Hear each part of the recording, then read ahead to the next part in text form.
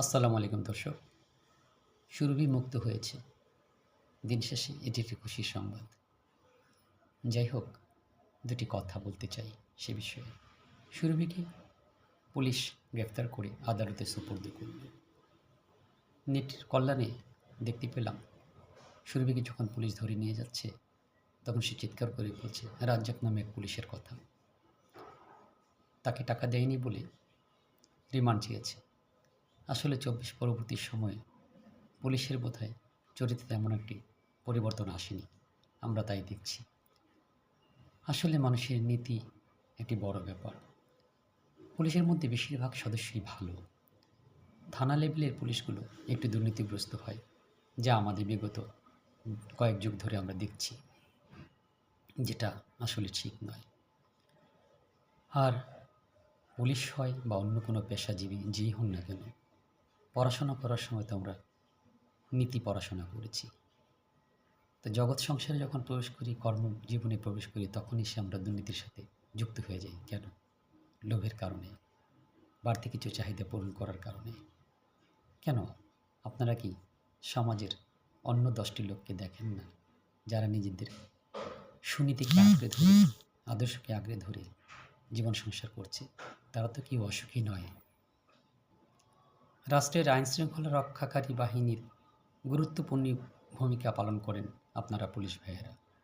আপনারা যদি সুনীতির মাধ্যমে আপনাদের কর্মযজ্ঞ পরিচালনা করেন, তাহলে আপনাদের আমাদের সবারই লাভ, দেশের লাভ। আশা করি এই ঘটনা থেকে আপনারা শিক্ষা নেবেন এবং ভবিষ্যতে আপনারা যেখানেই দায়িত্ব পালন করেন না কেন, সত্যিকার অর্থে ভালো পন্থা অনুসরণ করে কাজ করুন, যাতে আপনাদের অবহেলা অথবা নিজস্ব কোনো রাগ অনুরাগের বশে পড়ে জনগণের ভোগান্তি বা কষ্ট না হয়।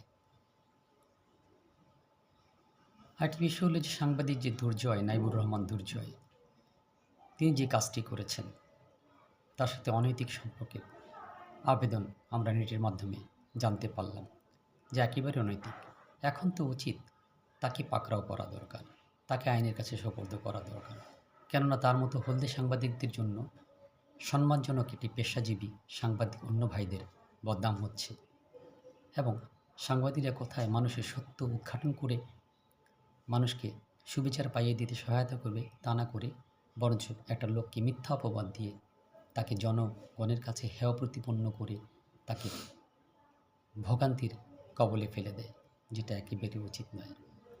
আশা করি এই ছোট্ট পরিসরে যে দুটি বিষয়ে অবতারণা করলাম আজকের কথার মাধ্যমে, আমরা যারা বিভিন্ন জায়গায় কাজ করি, যে যেখানে আছি না কেন, সুনীতি আঁকড়ে ধরে আদর্শকে ধারণ করে কাজ করব, যাতে নিজের জনগণের এবং রাষ্ট্রের কল্যাণ হয়। কেন? রাষ্ট্র যদি ঠিক না থাকে আমরা কেউ ঠিক থাকব না। আশা করি আমরা বুঝতে পারবো, আমরা এখান থেকে শিক্ষা নেব, ইনশাল্লাহ সামনে সুন্দর নতুন বাংলাদেশ আমরা গঠন করতে পারব। পরিশেষে আপনাদের কাছে আবেদন, আপনারা লাইক দিবেন এবং আমার চ্যানেলটি সাবস্ক্রাইব করবেন। সবার জন্য শুভকামনা। ধন্যবাদ।